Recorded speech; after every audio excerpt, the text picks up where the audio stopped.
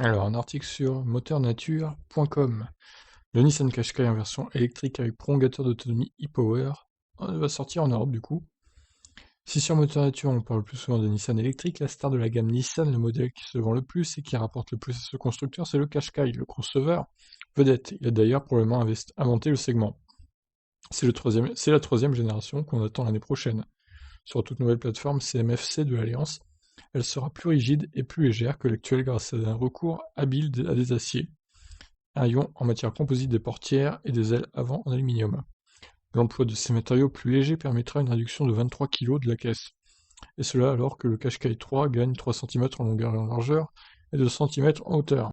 L'habitabilité sera donc en hausse. Sous le capot, le diesel disparaît. On ne trouvera plus que deux moteurs essence de version du 4 cylindres 1300 déjà bien connu chez Renault, 138 ou 155 chevaux. Le premier sera obligatoirement une traction avant.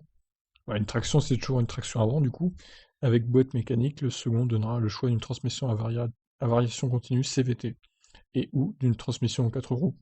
La grande nouveauté étant ensuite l'arrivée en Europe de la technologie e-Power. Donc c'est ça qui nous intéresse quand même. Le Qashqai deviendra ainsi une voiture électrique, une vraie électrique, 100% électrique, mais avec une toute petite batterie. On attend une autonomie inférieure à celle des hybrides rechargeables du marché, 20 km. Le truc sera la présence d'un petit moteur à essence qui ne sera pas relié aux roues motrices, mais qui ne servira que comme génératrice pour recharger en roulant. Un peu comme l'Opel Ampera première du nom, quoi. Et quasiment en permanence la batterie qui alimentera, elle, le moteur électrique de propulsion. Nissan ne révèle pour l'heure qu'une seule caractéristique, la puissance de cette machine électrique, qui est de 188 chevaux. C'est très prometteur. Un nouveau Nissan Qashqai serait commercialisé au troisième trimestre 2021. On aura tous les détails techniques bien avant. Ouais, honnêtement, ça c'était bien dans les années 2010, on va dire, avant l'avènement de l'électrique, mais maintenant, du coup, vu les voitures électriques qu'ils nous font, ça sert plus à rien cette technologie. Moi, c'est mon avis en tout cas.